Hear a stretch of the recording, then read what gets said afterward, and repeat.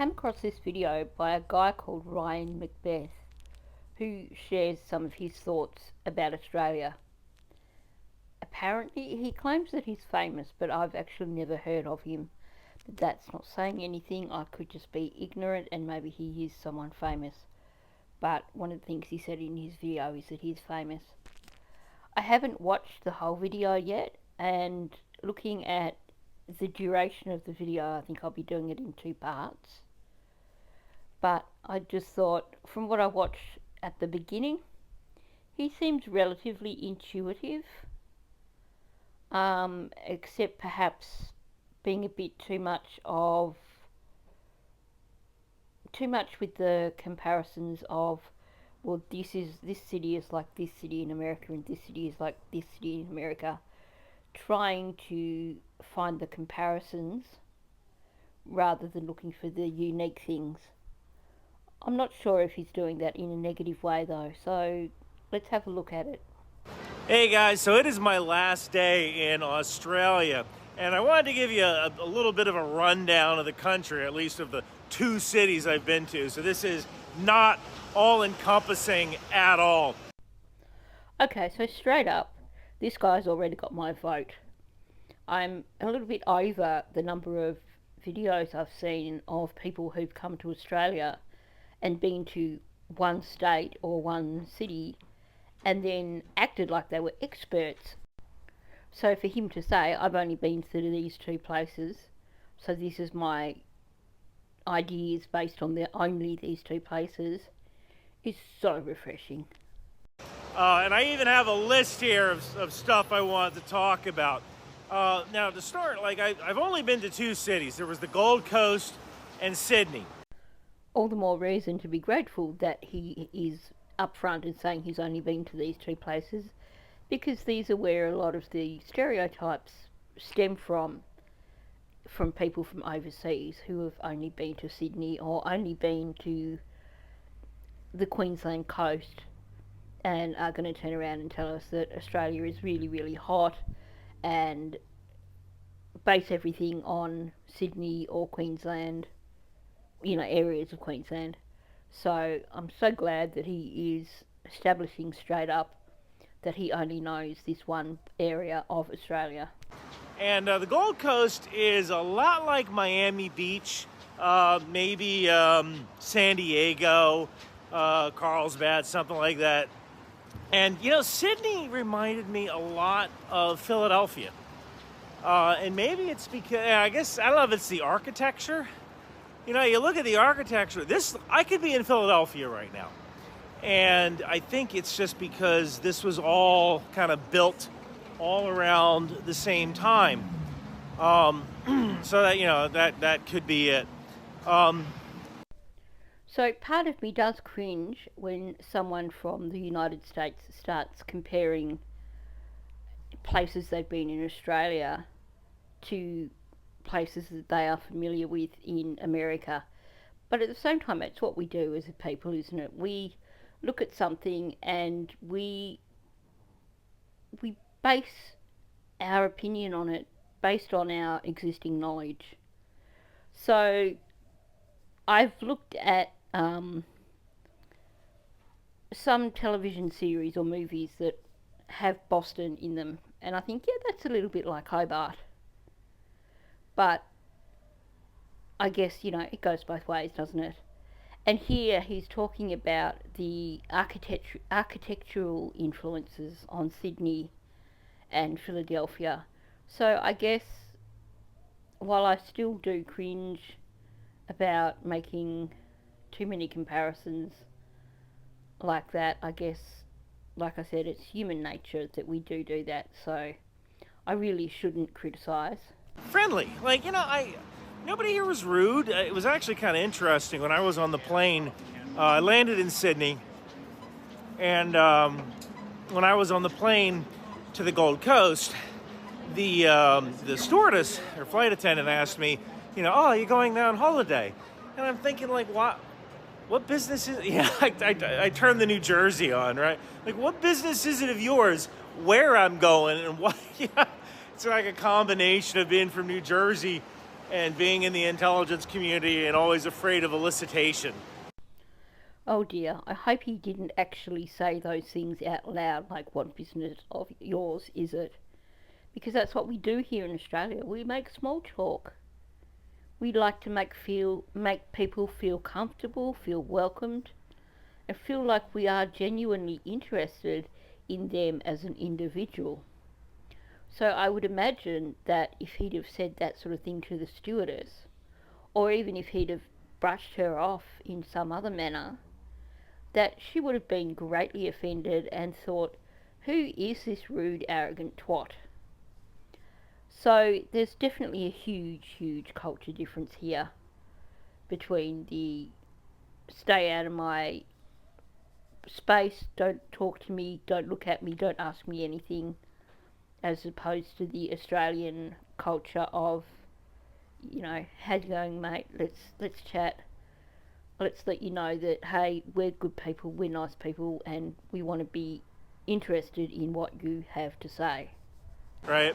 Like, what business is it of yours where I'm going or why I'm going there, lady? Right? But I was also served like a sausage pocket on the plane. That sausage pocket was actually pretty good. I'm guessing that he is probably referring to a sausage roll. Um, Tip for anyone coming to Australia from another country: you are allowed to ask us what these foods are that we feed you, because we're going to be more than happy to tell you what they're called. And speaking of sausage, when I'm done this video, I gotta go to Bunnings, which is a hardware store. It's almost like the Australian equivalent of Home Depot or Lowe's. And on weekends, they make sausages, or they sell sausages and bread for charity. And so you have various charitable groups or sports teams come into Bunnings and they sell sausage. They call it a sausage sizzle. So I'm gonna go to that in a couple of hours, and I'll let you know. I'll make another video about that. Okay, that's pretty cool that he's here in Australia, or he was here in Australia, and that he wanted to experience that little bit of Australian culture by going to the good old Bunnings sausage sizzle. Now here's a curious thought for you. If we go to someone's place, we go and we have a barbecue. But if we go to a public place where we go and we buy the sausages, like if we go to Bunnings, we call it a sausage sizzle. Now obviously barbecue means that you can have steak or whatever as well. Although a lot of the time a barbecue just is your sausage and bread. But it's just an interesting observation that we have the differentiation between what is essentially the same thing. But yeah, everybody here is pretty darn friendly. And I was actually I wasn't really sure what to expect from that. One other interesting thing is there's really no such thing as Australian food. Okay, that's just kind of hilarious. He's just spoken about trying a sausage roll. He's talking about going to a sausage sizzle at Bunnings, and he's saying there's not really anything that is Australian food. There are two things that straight up I would identify as being Australian food. I thought oh, getting Australian food here. Is that like a kangaroo burger? I don't freaking know. But I think I've been here 5-6 days. I've had Italian food, I've had Chinese food, I had Indian food last night. I guess about the only real Australian food I've had was sausages, and I had steak. I had steak at this one restaurant that was right by the Sydney Opera House. You have sausages and you have steak in the United States, so why think that they are Australian foods? They're eaten all around the world. I mean, sausages, go to Germany, you're going to buy sausages. Steak, so many places you go there and you have a steak. I mean, isn't that one of the favourite things that people enjoy going out for in America? They go out for a steak. So I find it fascinating that he's, on one hand, talking about sausage rolls and sausages in bread, and then saying, oh, but there's no Australian foods. Oh, maybe steak and sausage are. Sausage on its own, not so much. Sausage in bread, yeah, that's a bit Australian. We've got so many things that are Australian foods, but I guess if you've been in the country 6 days, then you're probably not aware of what those things are, because we don't have restaurants that we call, you know, come and have Australian food. They're just pubs or takeaway stores. You know, we don't put Australian whatever in the titles of places like that. But yeah, it is kind of interesting.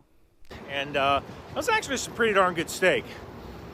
And I actually learned a little bit about barbecue here, like why barbecue is so popular. It's probably why the sausage sizzles are so popular at that hardware store. It seems like Australians really have a thing about cooking outside. Like barbecue is kind of part of their national identity. And you see a lot of restaurants, at least in the Gold Coast, that have outside seating or are open to the outside. Okay, that really needs a bit of qualifying, doesn't it? I mean, if the weather's nice, then we do enjoy having a barbie outdoors. It saves messing around with slaving away in a hot kitchen. Go outside, enjoy the afternoon breeze, chuck a few snags on the barbie, and it's a nice easy dinner. And same with eating outside at restaurants. It's, you know, we live in a country that, at least in those northern areas, most of the year it is nice to be able to just sit outside and eat. I know I enjoy, if the weather's good enough, I prefer to sit at outdoors tables rather than sit inside where it feels noisier and you can't enjoy the fresh air and the sunshine and everything like that. So, but, you know, at the same time, isn't that a very European thing to do also?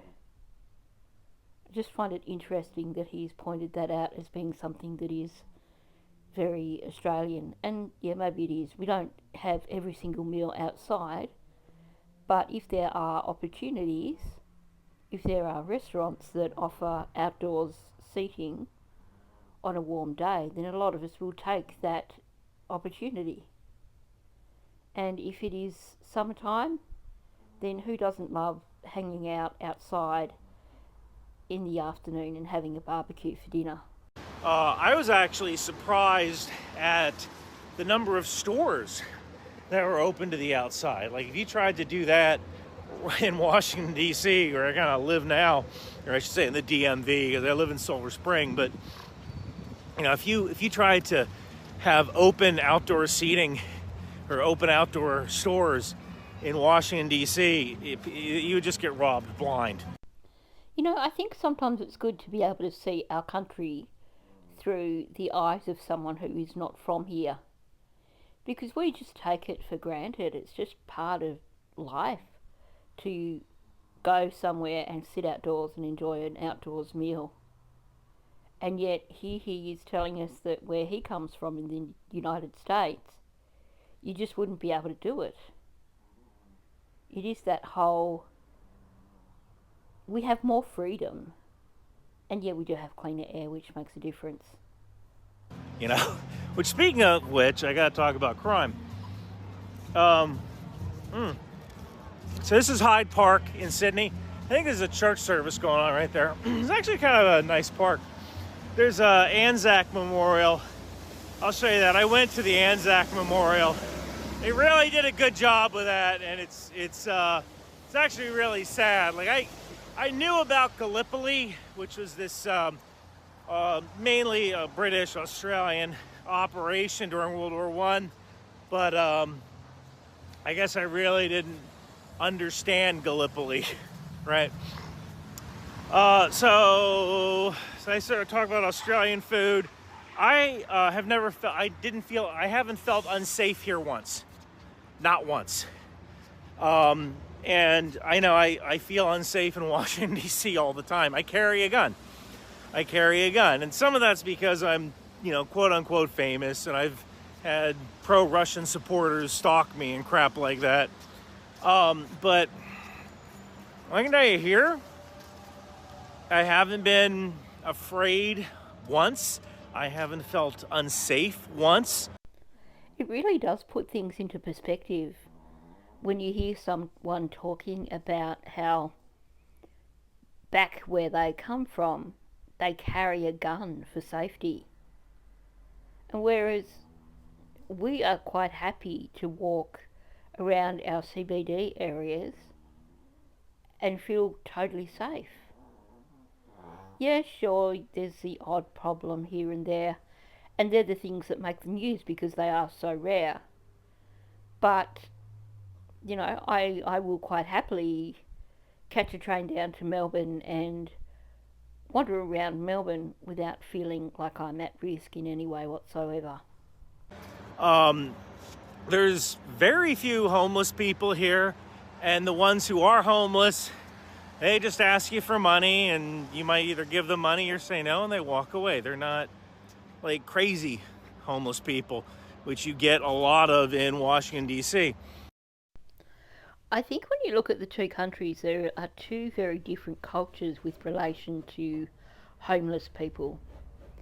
And from the way I've heard some Americans talk about homeless people and talk about them as bums, there seems to be far more negativity in America towards homeless people.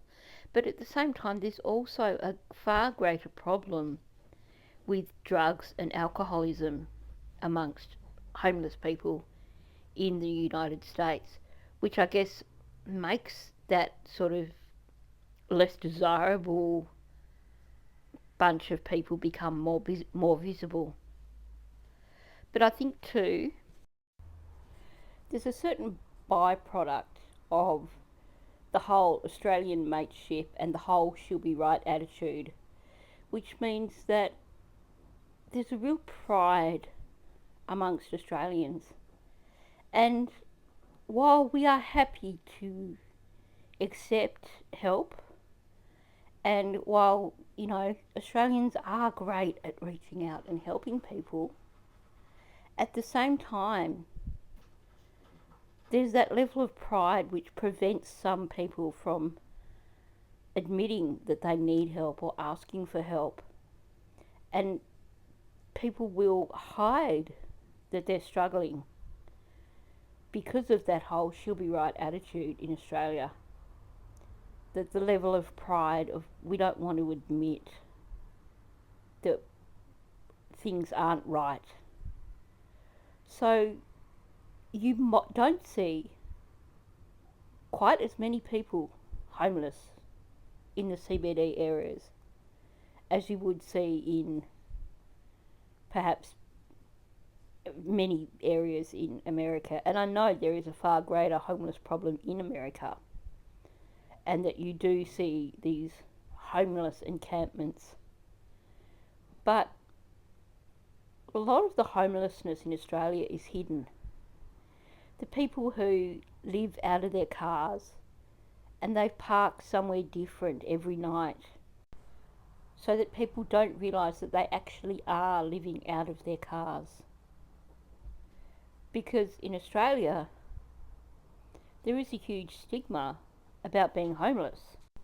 I mean, realistically, until quite recently, housing has been affordable for the majority of Australians. And until quite recently, the majority of homeless people were people who were struggling with mental health issues or struggling with addiction and just simply couldn't hold down a job or keep accommodation because they couldn't pay their rent because of other issues. So this guy's not seeing the people who have been priced out of the rental market, who are not the people who are on the street with nothing to their names. These are people who have been coping quite well in life, but simply haven't been able to find an affordable rental. And so they do have assets like vehicles, they do have clean clothes, and they do try and hide the fact that they're homeless by sleeping in their cars in isolated areas, doing their best to appear clean and to appear like they do actually live somewhere secure. So he doesn't see these things. So it's a bit of both. Yes, our homeless situation is far, far behind what you see in the United States. But at the same time, for a tourist in like a big city like Sydney, it's a hidden problem. Um, you get on the metro or you get on the tram here, they call it.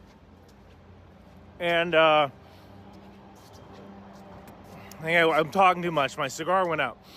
So you get on the tram here, and it's clean. There's no graffiti. There's no crazy people yelling at you on the tram. And it kind of struck me like, wow, we don't have to live like this. Like, I don't know where America went wrong, or at least where Washington, D.C. and a number of other cities like New York or Philadelphia went wrong. But, somehow where I'm from, we all just kind of accept the fact that if you take public transportation, there's going to be crazy people on it who are going to threaten you.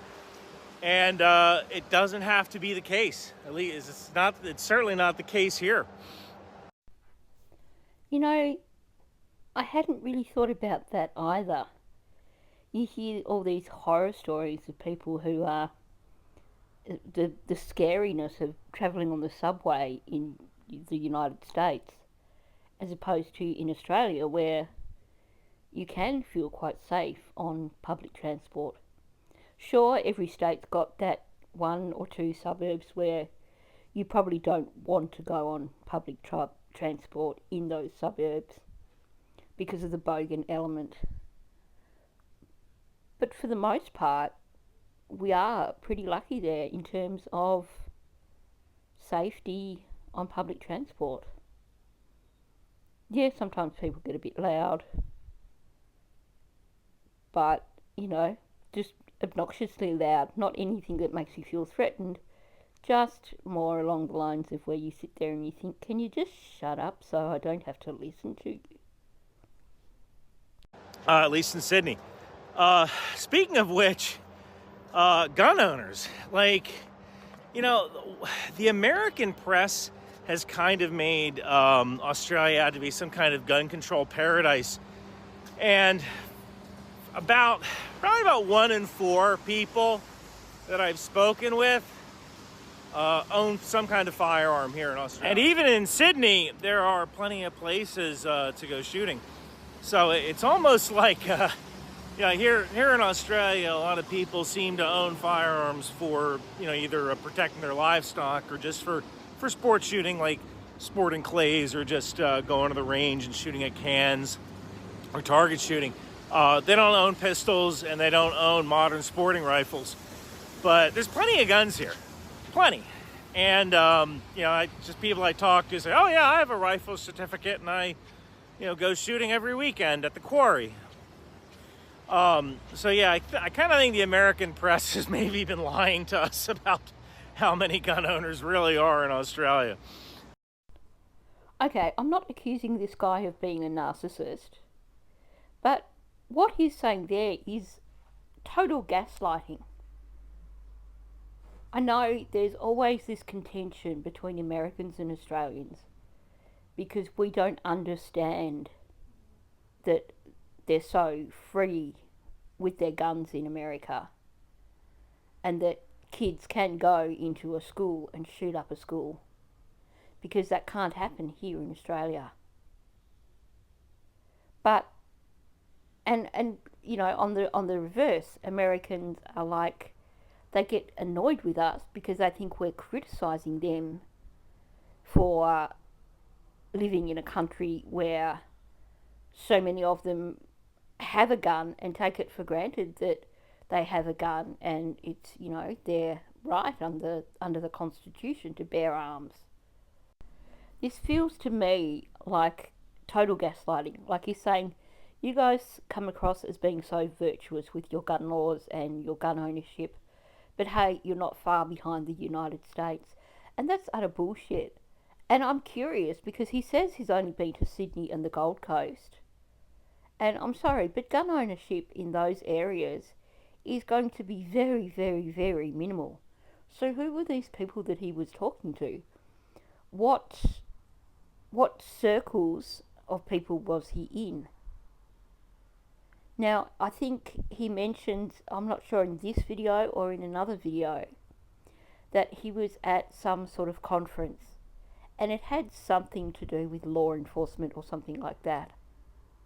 So he's speaking to people who are in a profession, which means that they probably are more comfortable with firearms, and they probably do go to the rifle range on the weekend just to blow off steam.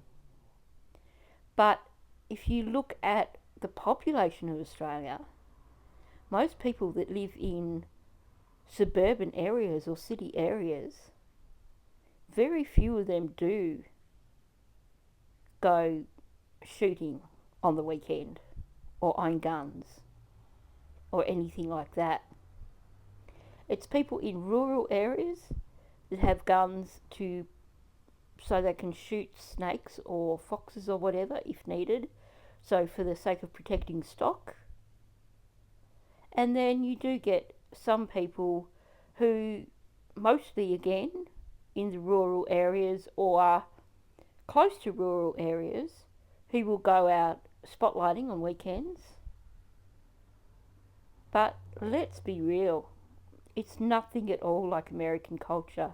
And to say that 1 in 4 people owns a gun is utterly, utterly ridiculous.